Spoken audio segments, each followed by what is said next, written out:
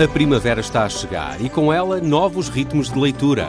Leia artigos de opinião e receba acesso antecipado a todos os episódios Podcast Plus. Acompanhe a atualidade ao minuto.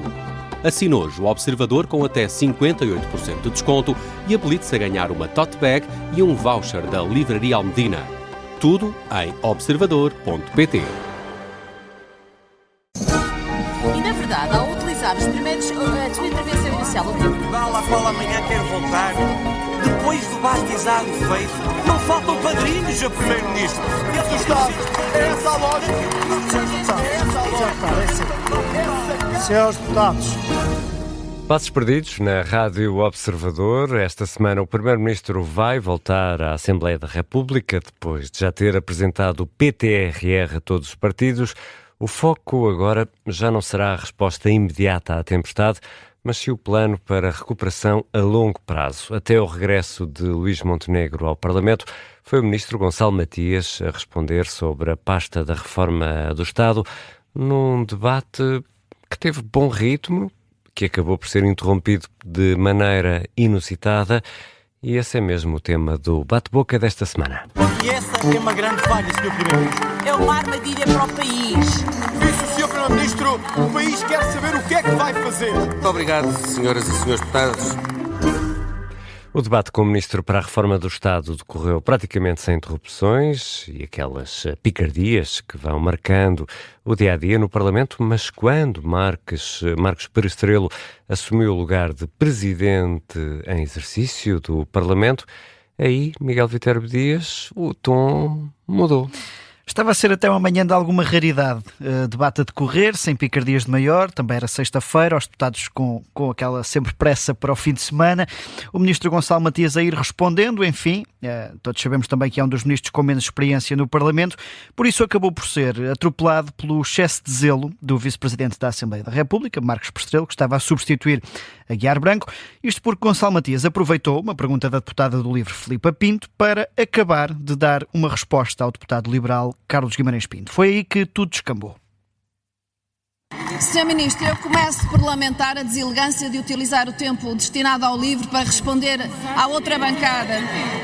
Eu creio ter vindo ao Parlamento para esclarecer e para responder ao Parlamento. E, portanto, se há um senhor deputado que me faz uma pergunta e eu já não tenho tempo para responder, é absolutamente natural que eu use o tempo disponível, porque eu quero é esclarecer as pessoas. Sr. Ministro, eu aguardaria, teria a expectativa que o Sr. Ministro tivesse tido em consideração a intervenção da Sra. Deputada Filipa Pinto, porque a Sra. Deputada Filipa Pinto tinha razão. Senhores deputados, ouçam, Delfim. Senhores deputados, ouçam, se faz favor. O ministro foi apanhado de surpresa pela interrupção de Marcos Perestrelo. As bancadas indignaram-se de imediato, com Pedro Pinto a assumir desde logo as dores da bancada do PSD. Eu acho que isto é um precedente gravíssimo, aquilo que o Sr. Presidente está a abrir. Eu gostava de saber qual é o artigo no regimento da Assembleia da República que diz que o Sr. Ministro não pode responder a um deputado legitimamente eleito por esta Casa neste tempo que tem para responder. Não há nenhum artigo que diga isso. O que o Sr. Presidente fez, interromper o Sr. Ministro que estava numa intervenção a responder a deputados desta Casa, não é legítimo aquilo que o Sr. fez. E se o PSD tanta vez se queixa de coligações negativas, desta vez foi mesmo o Chega a saltar em defesa de um ministro social-democrata. E a polémica tornou-se maior porque os partidos à direita acabaram por entender que esta tomada de posição de Marcos Perestrelo tinha motivações, vamos dizer assim, partidárias, Miguel? Foi isso que deixou subentendido o líder parlamentar do PSD. Hugo Soares disse que tanto Pedro Pinto como o ministro dos Assuntos Parlamentares, Carlos Abreu Amorim, falharam o ponto da crítica. Para o líder da bancada social-democrata, o erro foi ter existido uma apreciação sobre o conteúdo do que foi dito pelo ministro. O que está aqui em causa é verdadeiramente grave e é um precedente inusitado que o Sr. Presidente abriu. O Sr. Presidente não foi objeto de nenhuma interpelação à mesa por nenhuma deputada que interviu neste debate.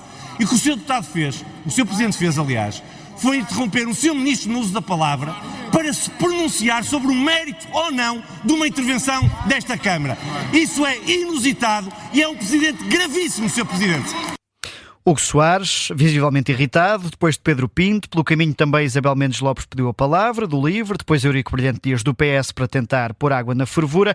E já no fim destes 20 minutos de discussão sobre uma resposta que durou 2 ou 3, no fim deste debate paralelo, houve quase um desabafo de Paulo Núncio, o líder da bancada do CDS. O Sr. Presidente tem a humildade de se retratar deste incidente profundamente infeliz que estragou um debate parlamentar que estava a correr bem, ou então este assunto tem que ir à Conferência de Líderes? O desabafo e a ameaça, o líder parlamentar do CDS que vai levar o tema à reunião de líderes parlamentares, perante um Marcos Pestrelo que não esperava tanta indignação e procurou uma fuga para a frente. Eu não interrompi o Sr. Ministro quando o Sr. Ministro respondeu à pergunta do Sr. Deputado Carlos Guimarães Pinto no tempo destinado à resposta ao grupo parlamentar do LIVRE. E não o fiz, insisto, porque considerei que a resposta foi breve o suficiente para não comprometer o direito que o LIVRE tem a ser resposta.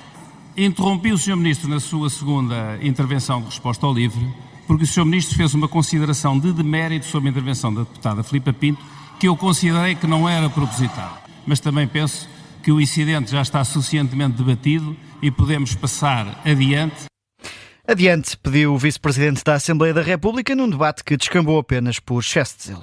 Vamos nós também adiante, porque o Ministro Gonçalo Matias esteve toda a manhã a responder aos deputados e a insistir que a reforma do Estado já está a ter efeito na resposta aos danos provocados pelo mau tempo. Afinal, que exemplos deu, Miguel?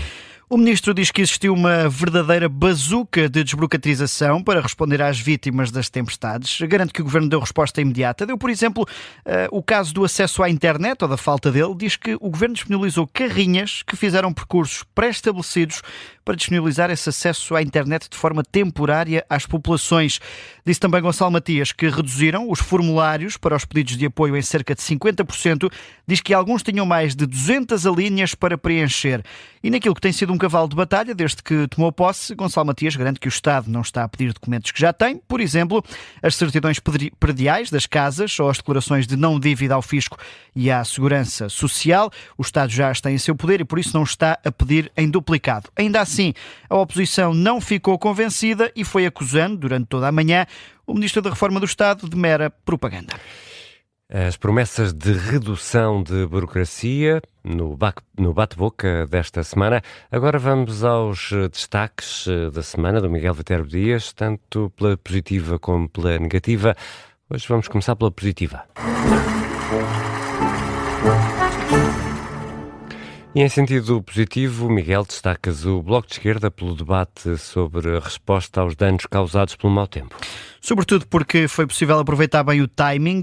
Fabián Figueiredo conseguiu marcar a agenda com um debate sobre as respostas às tempestades. Ainda por cima coincidiu com o dia em que Luís Montenegro esteve a ouvir os partidos sobre o PTRR, ainda que, no final de contas, os bloquistas tenham visto todas as propostas serem recusadas. Conseguiram ter um palco que vai sendo raro na Assembleia da República. Quem também ainda beneficiou com este debate foi o PS, que conseguiu aprovar uma proposta para que o Governo faça um relatório mensal sobre a resposta que está a dar aos danos provocados pelas depressões Christine e Leonardo. Era um anseio, um pedido de José Luís Carneiro que conseguiu ver aprovado.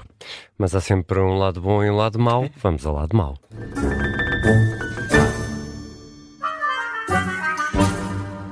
E em sentido inverso, Miguel, destacas o vice-presidente do Parlamento, Marcos Pestrelo. Foi por causa deste episódio que escutámos há pouco. O Parlamento já tem pontas por onde se pegue que cheguem. Tudo o que puder ser feito para evitar dar razão aos que acusam os deputados de falarem muito e trabalharem pouco deve ser evitado. Foi isso que não aconteceu com este excesso de zelo que fez toda a gente perder meia hora sem nenhum resultado prático. Os sinais desta semana estão dados. Vamos agora olhar para a agenda.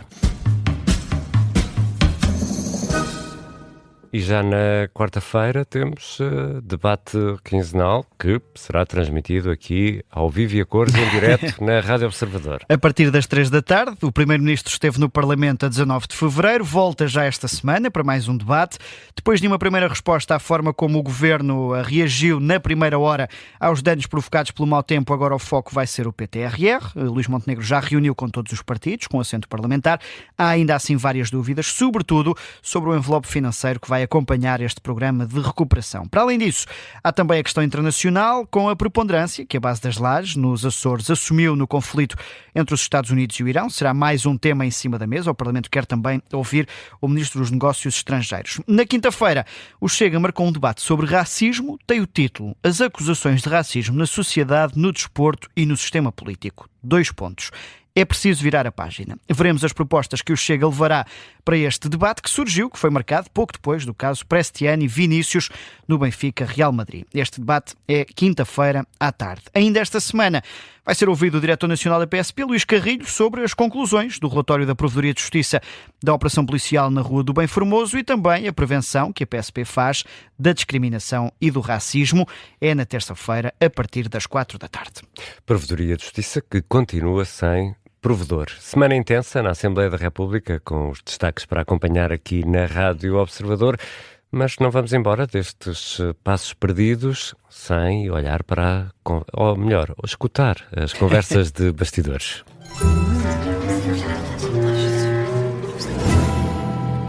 Daqui a uma semana, o Parlamento vai receber a tomada de posse do novo Presidente da República, no dia 9 de março. Já estão a aspirar as carpetes e as passadeiras? Já estão a puxar o lustro aos cristais também. A arear os metais também. Na próxima semana será na Assembleia da República a tomada de posse formal. Enfim, o programa é extenso, mas a tomada de posse formal é na Assembleia da República. São 65 pontos que compõem o cerimonial desta tomada de posse de António José Seguro, com danças de cadeiras e muitos cumprimentos pelo meio. Desde logo, na parte protocolar, apesar de Seguro ter adiantado que a mulher, Margarida Maldonado Freitas, não vai desempenhar as funções tradicionais de primeira-dama, o que é certo é que estará a acompanhar o marido na tomada de posse, com a figura protocolar dedicada à primeira-dama. Assim, António José Seguro e a mulher vão chegar ao Palácio de São Bento pelas 9h30 da manhã, 5 minutos depois do primeiro-ministro. Vão ser recebidos pelo presidente do Parlamento. Mesmo ainda sem ter tomado posse, Seguro já vai ter direito a uma saudação pela Guarda de Honra e 15 minutos depois da chegada do presidente eleito chegará Marcelo Rebelo de Sousa, que será igualmente recebido por José Pedro Aguiar Branco. E como é que é feita a transição formal de poder entre Marcelo Rebelo de Sousa e António José Seguro, Miguel? Ora, depois das 10 da manhã, já com a sessão iniciada, Aguiar Branco dirige-se à tribuna da presidência, Marcelo Rebelo de Sousa à direita, António José Seguro à esquerda, e aqui não é a parte política que conta. Aguiar Branco vai pedir para ser lida a ata da eleição do presidente e depois segura no exemplar original da Constituição da República Portuguesa para que António José Seguro preste a chamada declaração de compromisso. Aí a banda da GNR vai entoar o hino nacional, é iniciada também uma salva de 21 tiros de artilharia e começa esse tal jogo de cadeiras simbólico. Depois de Seguro jurar a Constituição, assina o auto de tomada de posse e troca de cadeira com Marcelo Rebelo de Sousa, acompanhando o discurso de tomada de posse já do lado esquerdo do Presidente do Parlamento. Depois dos discursos há mais um momento simbólico. Aguiar Branco, António José Seguro e Marcelo Rebelo de Sousa deixam o hemiciclo. O novo Presidente da República vai ser cumprimentado por centenas de pessoas, mas antes disso, pelo caminho, nos passos perdidos, o cortejo é interrompido para que se despeçam de Marcelo Rebelo de Sousa, que deixa a festa a meio. Será acompanhado até ao carro por Teresa Moraes e também por Diogo Pacheco Amorim, os vice-presidentes, que se despedem assim do presidente cessante. E muda de mãos o poder de Presidente da República. No que toca a convidados, há algum convite especial para esta tomada de posse de António José Seguro? Ainda é cedo, infelizmente não teremos outros passos perdidos até à tomada de posse, por isso a lista ainda está a ser fechada, mas tanto António José Seguro como Marcelo Rebelo de Sousa podem convidar familiares e amigos para assistir à cerimónia. É essa a lista que está ainda em aberto. Para além disso, todos os candidatos não eleitos vão também ser convidados, não se sabendo ainda se todos vão marcar presença. Por exemplo, André Ventura pode ocupar 3 lugares nesta cerimónia, o de deputado, o de líder da oposição, e tem ainda também direito a essa cadeira de deputado, de candidato não eleito. Também Luís Marques Mendes seria já convidado como Conselheiro de Estado e João Coutinho Figueiredo e Catarina Martins como eurodeputados, não se sabendo ainda se todos vão ou não marcar presença. Para além disso, estão também convidados tradicionalmente os antigos Presidentes da República e Primeiros-Ministros. A lista de confirmações ainda não se fechou, mas também há curiosidade para saber, por exemplo, se António Costa quererá ou não aceder ao convite, enquanto ex-Primeiro-Ministro, para assistir à tomada de posse de Seguro como Presidente da República. A ver, vamos, é já de hoje a 8 dias a lista de convidados a ser fechada para a tomada de posse de António José Seguro. Chegamos também ao fim desta edição dos Passos Perdidos. E na verdade, ao utilizar a sua intervenção inicial, Vá lá qual amanhã quer voltar. Depois do batizado feito, não faltam padrinhos, Sr. Primeiro-Ministro. É essa a lógica. Senhores deputados,